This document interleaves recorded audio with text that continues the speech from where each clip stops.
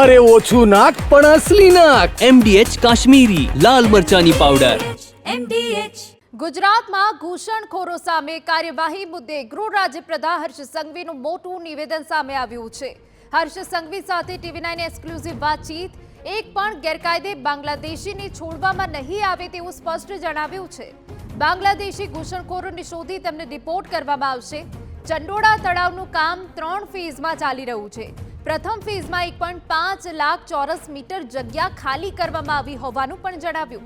બીજા ફેઝમાં જમીન પર કબજો કરનારા અસામાજિક તત્વો સામે કાર્યવાહી થશે.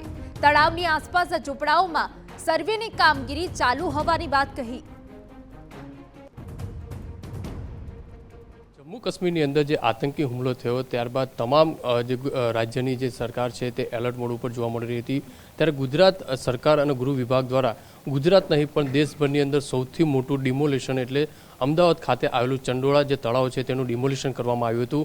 આખું ડિમોલેશનનો પ્લાન કઈ રીતે બનાવવામાં આવ્યો હતો, કઈ રીતે તેને ડિમોલેશન દૂર કરી શકાય, અસામાજિક ઇસમો જેમનું ઘર બનાવ્યું હતું તેને સુધી કઈ રીતે પહોંચી શકાય, એ આખી તૈયારી કઈ રીતે કરવામાં આવી હતી. તો આપણી સાથે ગુજરાત રાજ્યના ગૃહમંત્રી હર્ષભાઈ સંઘવી જોડાયા છે, તેમની સાથે વાત કરીશું. કારણ કે આ 1-2 દિવસનું નહીં પણ છેલ્લા 1 મહિનાથી આખી આ જે કામગીરી છે તે કરવામાં આવી રહી હતી. હર્ષભાઈ, ચંડોળા તળાવનું ડિમોલેશન સૌથી મોટું કહી શકાય ગુજરાત માટે. કઈ રીતે આખો પ્લાન બનાવવામાં આવ્યો હતો, કઈ રીતે ત્યાં સુધી પહોંચાયું? ચંડોળા તળાવનો જો ઇતિહાસ તમે એકદમ બારીકાઈથી જોશો તો 40-50 વર્ષથી તબક્કાવાર ત્યાં ધીરે ધીરે ત્યાં અતિક્રમણ વધતું ગયું. 2010માં મોદી સાહેબ જ્યારે અહીંયા મુખ્યમંત્રી હતા ત્યારે પહેલીવાર ચંડોળા તળાવને સાફ કરવાની કામગીરી ચાલુ કરવામાં આવી. First time in the history. ખૂબ મોટા પાયે ડિમોલિશન થયું, પરંતુ અમુક પક્ષો દ્વારા જે આ પ્રકારના ઘૂસપેટીઓને પોતાની વોટ બેંક બનાવતા હોય છે એવા લોકો દ્વારા અલગ અલગ કોર્ટના અને લીગલ સહારાઓ લઈને ક્યાંક ને ક્યાંક સ્ટે અને આ પ્રક્રિયા લંબાવવા માટેનું કામગીરી કરવામાં આવી. ઘણા વર્ષો સુધી રાજ્ય સરકારે સાહેબે આપેલી દિશામાં કામગીરી કરી અને સ્ટે વેકેન્ટ કરાવવામાં સફળતા પ્રાપ્ત થઈ. સ્ટે વેકેન્ટ થતાં જ તમે જુઓ તો 8 મહિનાની અંદર અમે લોકોએ સૌથી પહેલાં જુઓ તો તમે ત્યાંથી 72 બાંગ્લાદેશીઓ પકડ્યા, જેમાંથી 48 જેટલા ડિપોર્ટ બી થઈ ગયા છે. એના પછી આનું આખું સર્વે કરવામાં આવ્યું. સર્વે જોડે લીગલ એસ્પેક્ટથી બી સર્વે કરવું પડતું હોય છે કે જેમાં દરેક વર્ષના મેપિંગ, દરેક વર્ષની જે ફોટોગ્રાફી છે બધી જ વસ્તુઓ તૈયાર થઈ, સર્વે પૂર્ણ થયું. અને સર્વે પૂર્ણ થયા પછી નક્કી કરવામાં આવ્યું કે પહેલો ફેઝ, સેકન્ડ ફેઝ અને થર્ડ ફેઝ. ફર્સ્ટ ફેઝની તારીખો નક્કી કરવાની બાકી હતી. મુખ્યમંત્રી શ્રીના માર્ગદર્શનમાં આખું પ્રેઝન્ટેશન થયું. પ્રેઝન્ટેશન પછી અનેક વિષયો પર ચર્ચા થઈ અને 3 ફેઝ અમે બનાવેલા હતા. અને ફર્સ્ટ ફેઝની કામગીરી એ હમણાં જ આપણે જોઈ શક્યું છે કે દેશભરનું સૌથી મોટું ડિમોલેશન એ પહેલીવાર દેશમાં આટલી મોટી સંખ્યામાં બુલડોઝર હોય, સ્ટાફ હોય, પોલીસ સ્ટાફ હોય, બધા જ લોકોને સાથે રાખીને ડિમોલિશનની કામગીરી ચાલુ કરવામાં આવી અને પૂર્ણ કરવામાં આવી છે. આ ફર્સ્ટ ફેઝમાં 1.5 લાખ મીટર જેટલી જગ્યાઓ ખાલી કરવામાં આવી છે. ડિમોલિશન પૂર્ણ થતાં જ માત્ર ખાલી જગ્યા નહીં મૂકવી હતી, કાટમાળ હટાવવો બી તમે વિચારો કે 1.5 લાખ મીટર જગ્યાનો કાટમાળ હટાવવાનો. કાટમાળ હટાવવાની સાથે જ બધે સરાઉન્ડિંગ પ્રોટેક્શન વોલ બનાવી. પ્રોટેક્શન વોલ જોડે આવનારા 10 દિવસમાં ત્યાં પાણી ભરી લેવાનું અમે લોકોએ ટાર્ગેટ રાખ્યું છે. એની બી કામગીરી એક દિશામાં એની કામગીરી ચાલે છે. તો 1.5 લાખ મીટર જગ્યાને બાકીનું જે તળાવ ખાલી હતું એ બધું જ જો ભરવું હોય તો કેટલી મોટી વ્યવસ્થાઓ જોઈએ. અને એક બાજુ ટીમ એની કામગીરીમાં લાગી છે. આ કામગીરી પૂર્ણ થતાં જ કાટમાળ હટાવવા જોડે, સરાઉન્ડિંગ વોલ જોડે, પાણી ભરવા જોડે એક ટીમને ફેઝ 2ના સર્વેમાં લગાડેલી છે. ફેઝ 2નું સર્વે ઓલરેડી ચાલુ થઈ ગયું છે. એ ફેઝ 2ના સર્વેની અંદર ખાસ કરીને ત્યાં જે ઝૂંપડાઓ છે એની સંખ્યા શું છે, લોકો કેટલા છે, અને એમાંથી પાછું કોઈ બાંગ્લાદેશી બચી નથી ગયું, કોઈ ઘૂસપેટી બચ્યું નથી, ત્યાં કેટલા ક્રાઇમ થયા છે એ એંગલ બી મેપ કરવામાં આવશે. અને એની જોડે ટોરેન્ટ પાવરને બી નોટિસ આપવામાં આવી છે કે ત્યાંથી બધા જ કનેક્શનો જે છે કાપી લેવા, જેના કારણે ડિમોલિશન દરમિયાન જ્યાં ફેઝ 1 છે ત્યાં પાવર કનેક્શનને બધું કપાઈ ગયેલું હતું. ફેઝ 2 જે એરિયા છે ત્યાં પાવર કનેક્શન હજી ચાલુ છે. એની આખી પ્રક્રિયા પૂર્ણ કર્યા પહેલાં જો ડિમોલિશન કરીએ તો કોઈને કરંટ લાગી શકે છે, કોઈક જાનહાનિ થઈ શકે છે. એટલે પ્લાનિંગ મુજબ ફેઝ 2નું બી પ્લાનિંગ અમે લોકોએ હાથમાં લઈ લીધું છે અને સાથે સાથે ફેઝ 3નું બી પ્લાનિંગ ચાલુ કરી લેવામાં આવ્યું છે. મુખ્યમંત્રીશ્રીનો મક્કમ નિર્ધાર છે કે સંપૂર્ણ ચંદોલા તલાવ આપણે સાફ કરશો અને મને વિશ્વાસ છે કે ખૂબ ઝડપથી આ કામગીરી પૂર્ણ કરવામાં આવશે. ડિમોલિશન વખતે મોટા પ્રમાણમાં બાંગ્લાદેશી ગેરકાયદેસર રહેતા હતા, એ લોકોને પકડી પાડ્યા છે. તેમના જે પુરાવા પોલીસ દ્વારા તપાસ કરી એ કંઈક ને કંઈક બંગાળના કનેક્શન નીકળે છે, ગેરકાયદેસર બનાવવામાં આવ્યા છે.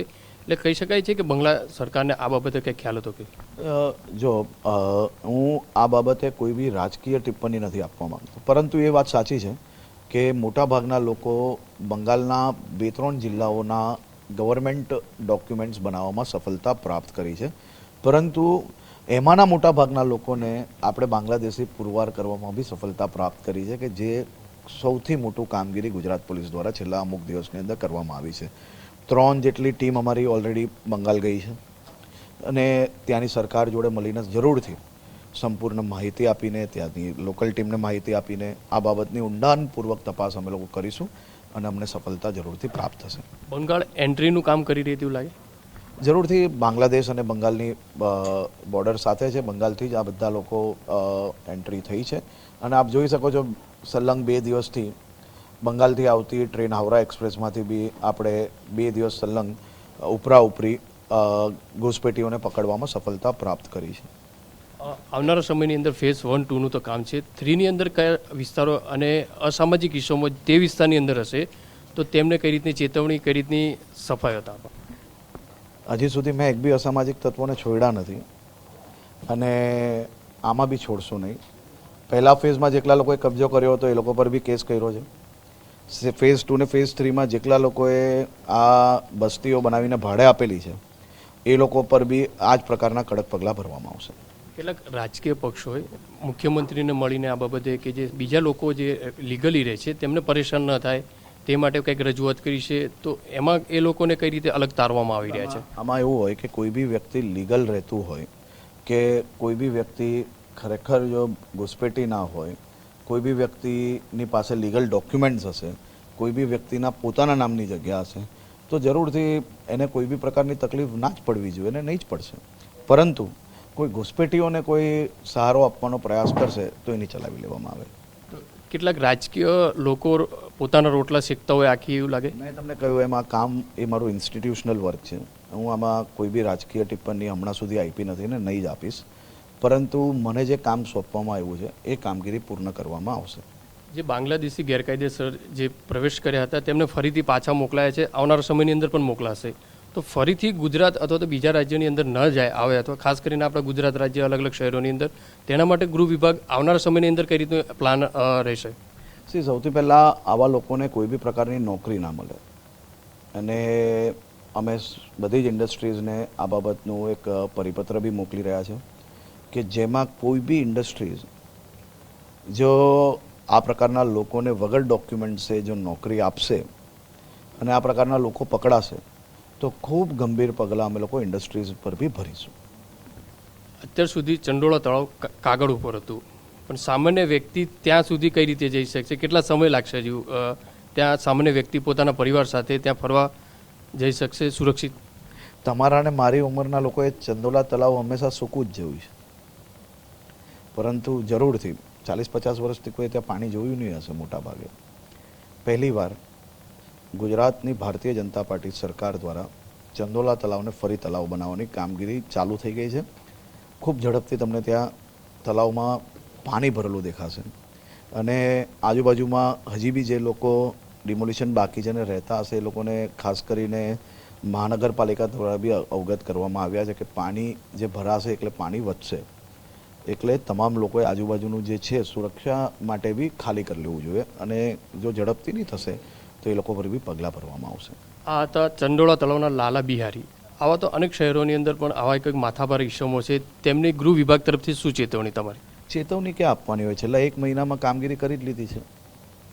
ગુજરાતના ખૂણે ખૂણે આવા અસામાજિક તત્વો પર જે સરકારી જગ્યા પર દબાણ કરેલું હતું એવા લોકોને પર બુલડોઝર ફેરવી જ લીધા છે અને હું આ બાબતે અસામાજિક તત્વોની સામે ક્યારેય કોઈ માત્ર ચેતવણી નહીં પરંતુ કામગીરી કરી લેવામાં વધારે માનું છું. સાહેબ એક છેલ્લો સવાલ કે ચંડોળા તળાવ હતું તે સ્થાનિક પોલીસ, સ્થાનિક કોર્પોરેશન, સ્થાનિક મહાનગરપાલિકાને શું અત્યાર સુધી આ બાબતે કોઈ નજર અંદર હતો કે નહીં?